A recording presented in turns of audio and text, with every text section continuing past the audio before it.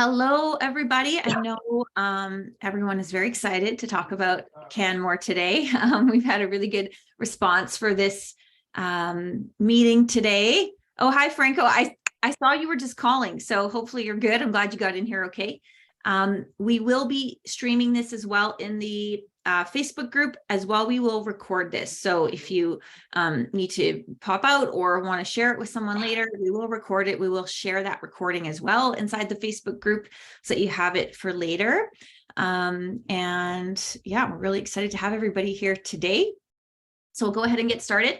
So if you don't know who I am, my name is Natasha Phipps, and I am a real estate investor and investor-focused realtor here in Calgary. And we love real estate. So we host the Calgary Real Estate Investing Facebook group. And we are a team of realtors. That is how we make a living. But at the end of the day, we are real estate investors first. And that's the kind of angle that we like to put on everything that we do. When you come in, you will be unmuted, so just be aware of that. So today we're talking about Canmore. Obviously, a lot of us have invested in Calgary or in Calgary, and Canmore is not too far, but it is a very different marketplace. I am not a Canmore expert and don't claim to be. So I did bring someone here to speak to us today. His name is Doran Kocian, and he's in the same brokerage as me at CIR Realty, but he's located in Canmore and is a real estate investor, realtor, and we'll be able to kind of talk about everything we need to know about Canmore. So thanks so much for being here today, Doran. Thank you for having me. We're excited. First of all, everybody, take a look at Doran's view. His office view when he logged in, we were like, wow, that is so nice. Oh my God. Yeah, I know. I think that's what we all think of when we think of Canmore and why it's so attractive. Like, it's such a different pace of life. And obviously, they're not making more of that. Right, Doran? That's correct. Land is far and few between here, and it's getting worse and worse. Right now we're sitting in Canmore with an all-time low of inventory, and COVID had brought a lot of people from the city out here, and now they're residing full-time. So the inventory that we used to have on the market has slowly disappeared. Right. Yeah, I mean, inventory right now is a big thing, obviously. Before we get started, I really kind of want to set the stage of your experience level. Could you tell us a little bit? I mean, you have a long-standing history in Canmore, your kind of place in Canmore as an investor and a resident, and a little bit about maybe how you got into real estate would be great too. Yeah, so my family moved me out here in the early 90s, and they were a development company, and they're still developing to this day in the Bow Valley.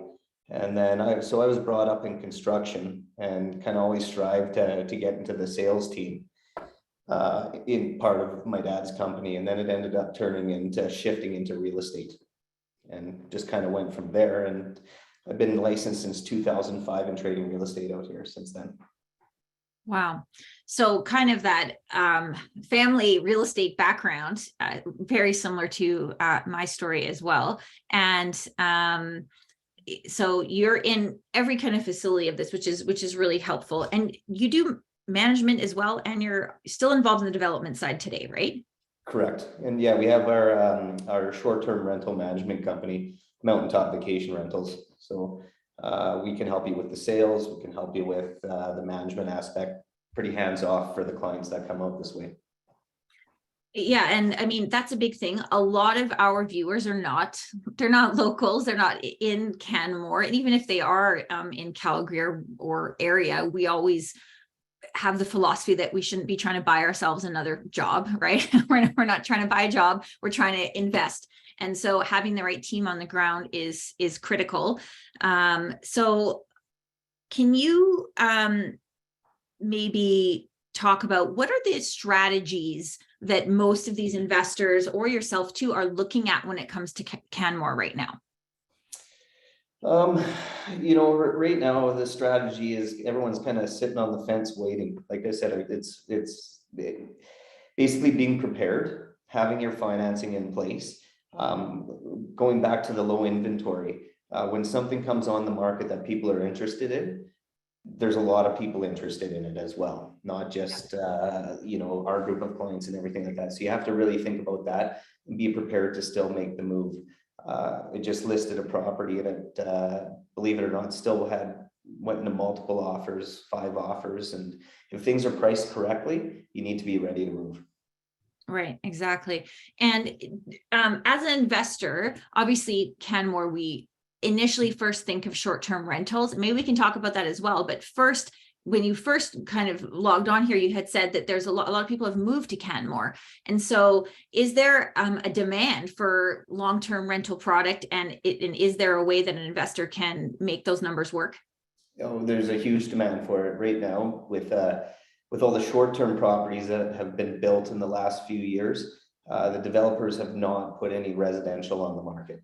So the rental market is really tight, and the rental rates are really strong right now. Right.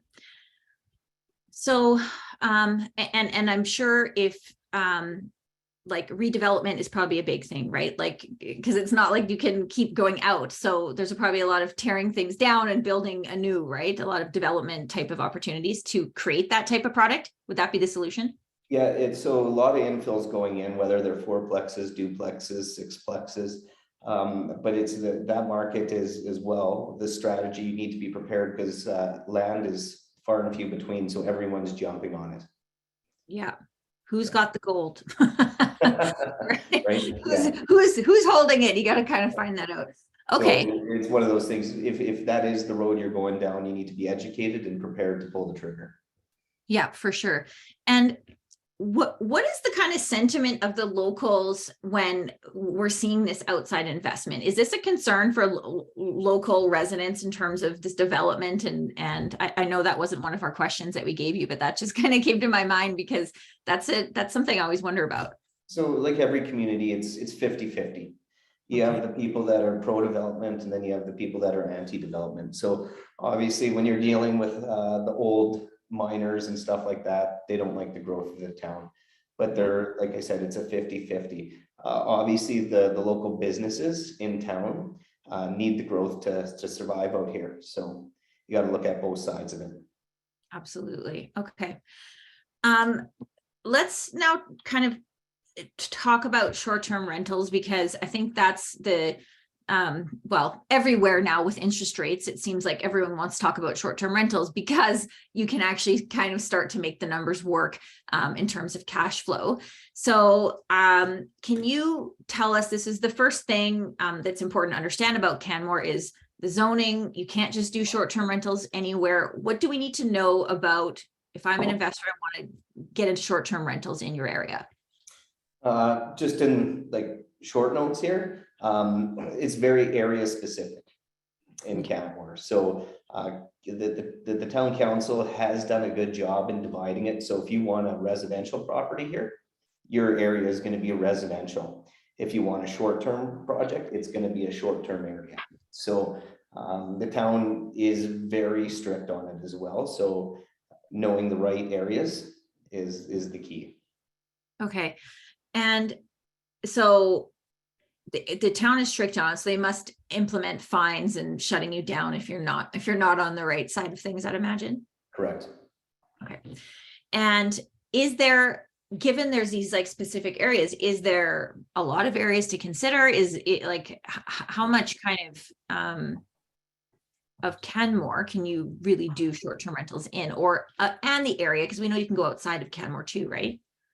Yeah, so you have Dead Man's Flats that has some zoning for that as well. Banff, it's not allowed. Banff is just zoned for hotels. They're trying to keep the Airbnb aspect out of it.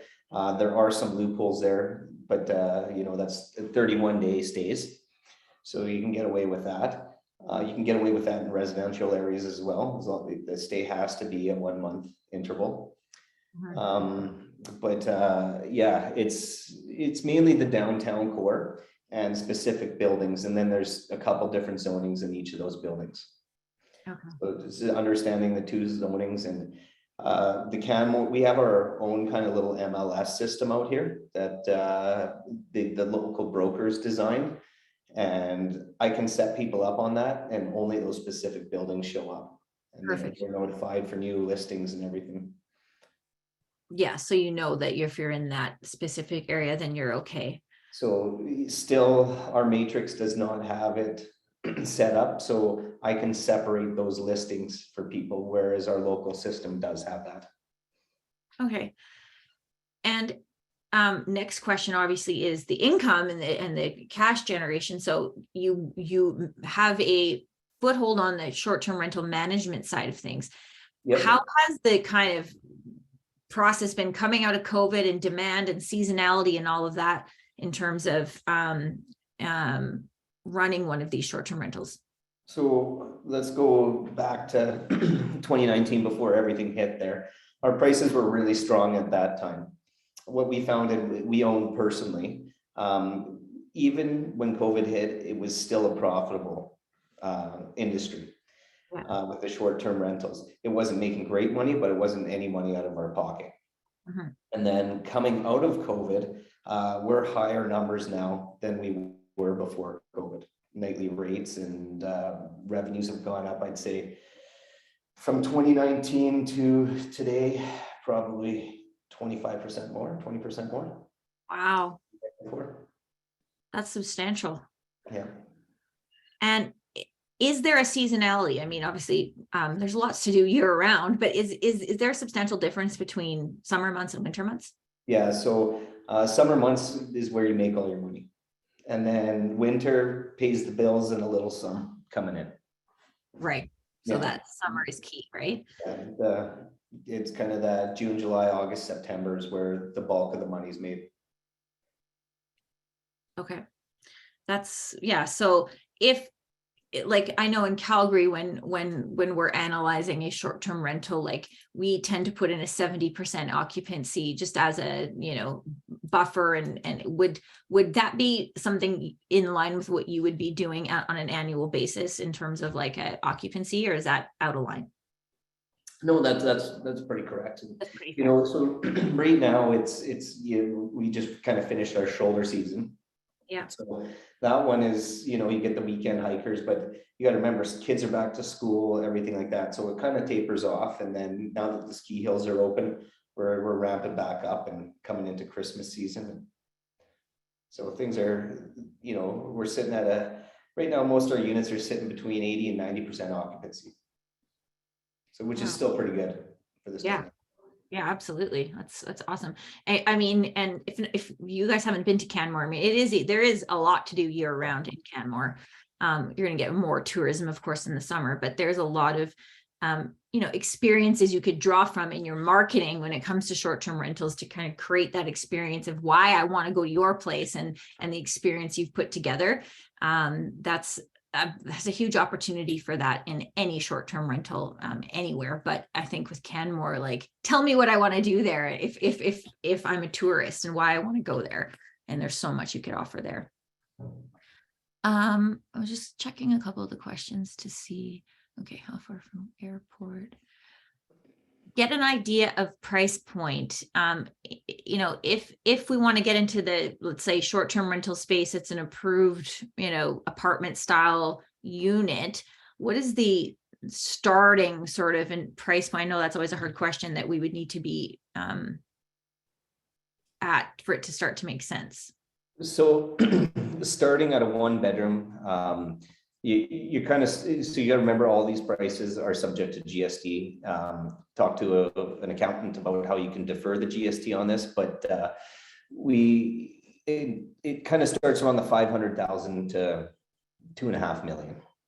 Right. So yeah, it's a wide range, but the Canmore market, you're not going to see anything under $500,000 now in this market.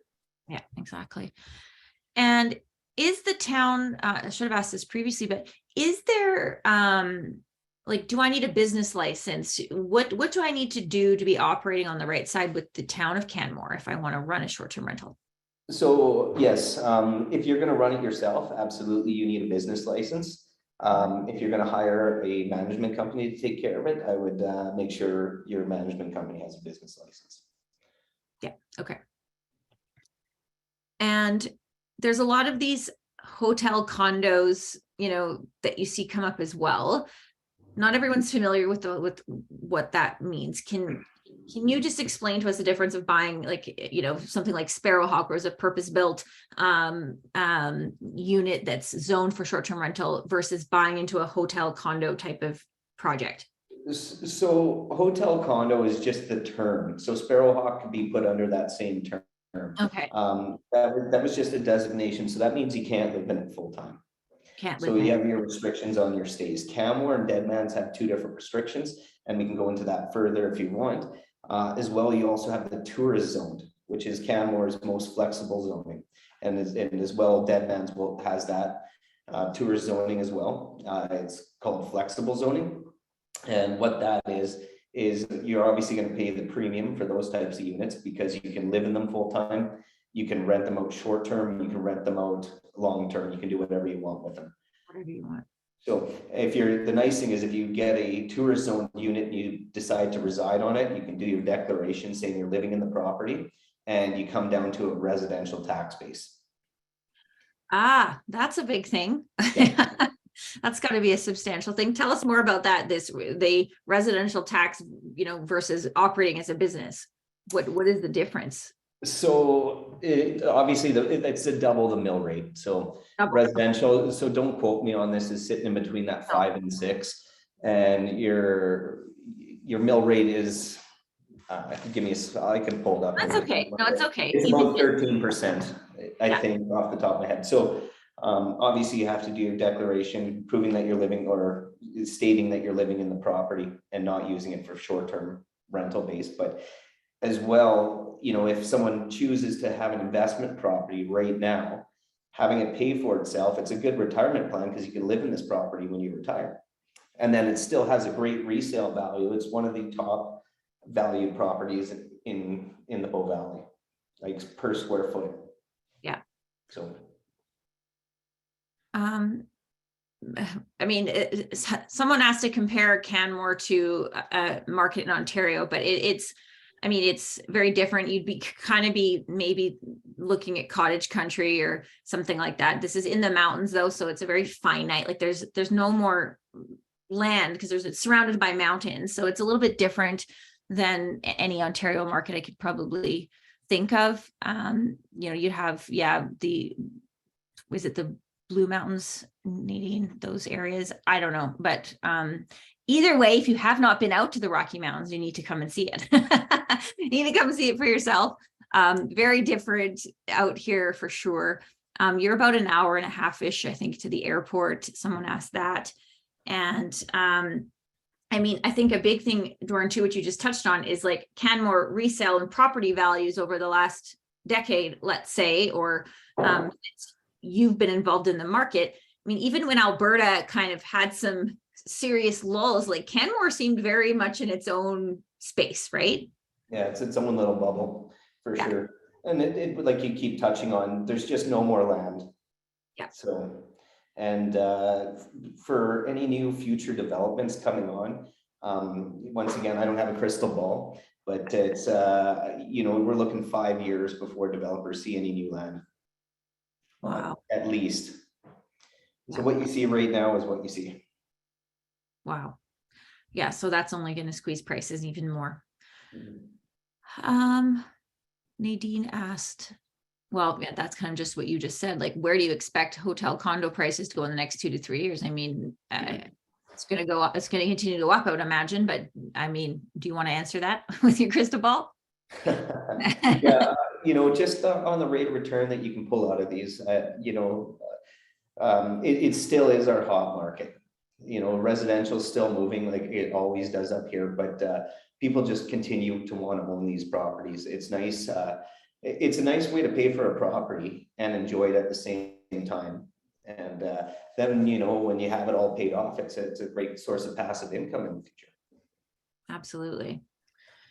Martina asked, are there a lot of our STR, like short-term rental property managers in the area? I know of a few. Obviously you run your own. There definitely is short-term rental property management companies out there, right? Yeah, absolutely. There's quite a few of them. typical cost of a short-term rental management, I believe, is around the like 25%-ish range, right? Is that correct? Correct. And, like ourselves, and I can go into it more if people want to reach out to me. I can, so my wife Angela is on that side of it more than I am now. So I can put them in touch with Angela and she can go over how the short-term management aspect works. And then they can go from there on that. Yeah, absolutely.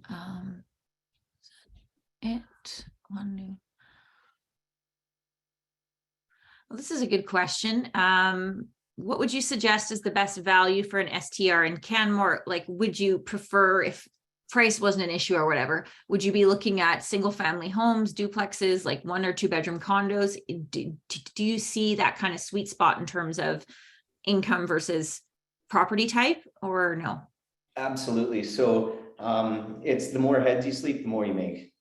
So, obviously, if budget isn't like something that you're worried about, obviously, so single family, you're not going to find. Duplex, you're not going to find. The closest thing we have to it, and I can also send links for this because we manage one of them, is a fourplex.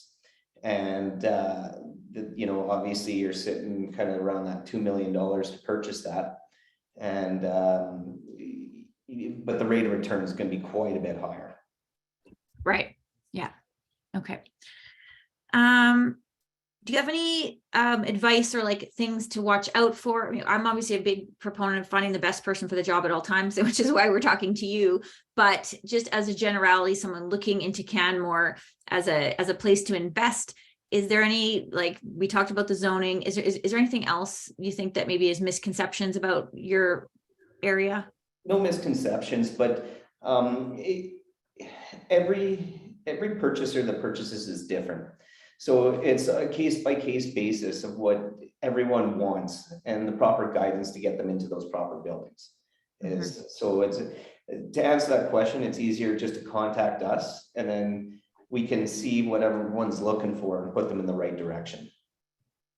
So you probably kind of go about this similar to we do at our group, where for someone who wants to learn about what makes sense for them for Canmore, you take that one-on-one, like have that initial consult, learn about what they're looking for, the strategy, that kind of thing, and then kind of give them their options from there. Absolutely. Ian asked, are you seeing anything being sold as a private sale or VTB options, or is everything being sold via listing agent MLS? Not many private sales. I'd instruct, if I'm listing a property, I'd want full exposure for my client. Not, like it's just like anything, they want to get it out there. They want to obviously get the proper value. So I don't see many off-market deals happening. Which makes sense because it's low inventory seller's market. The seller's going to want the most exposure as possible, like you said. So that's that makes total sense. Trent asks about nightly rates. I mean, that's hard to give as a so it varies so much from summer to winter and weekends to weekdays. Once again, that's something that we can have a one-on-one conversation and go over a little more. Yeah, absolutely. And pricing is done, like it's one of those things for that aspect. The pricing is done daily, so it fluctuates so much. Oh, absolutely. If I was just in Canmore a couple weeks ago and I waited till the last absolute moment to book my Airbnb, and I got a very different price than I did like 48 hours before that for the same place. Yeah. So it is your managers are constantly trying to fine tune these listings, these ads, these prices for you to reflect whatever's going on in the market, days of the week, time of year, holidays, all of that stuff. Franco, we kind of touched on that, but is Canmore short-term rentals being affected by the looming recession? And I mean, our experience so far in Alberta, and I'll let you talk about this too, Doran, but Canmore has always stayed in its own world. Even when Calgary prices were doing this, Canmore was still doing this, or at least holding its own pretty well. But do you have anything to add to that? Yeah, so I was obviously licensed through the 2008 recession. What happened here in 2008, there was too many empty homes. People were buying on speculation. There were a ton of buildings being finished at the same time. And people had bought 6, 7, 8 units themselves. So, it was one of those, back then you had the assumption clause. So it was easy to, put 10,000 down on a unit and then, transfer it to someone before it closed. And then that was the problem back then. Now we have the complete opposite where there's not enough. And right now, all the homes are being occupied. It's a complete shift. So when there's no one selling, and people now are working from home, or maybe going to the city once or twice a week, not being in the office 5 days. I think just based on what's on the market and what's coming down the pipes here, I think Canmore will hold strong. Yeah. Well, and like you said, having no land to develop for likely many years just because of where things are sitting, that's going to have a really direct impact on everything. So to put perspective on, where we're sitting with low inventory, right now is usually when we see the listings come on, and then we get ready for the spring market where it kind of starts February 15th. So this is when we pack on a lot of listings.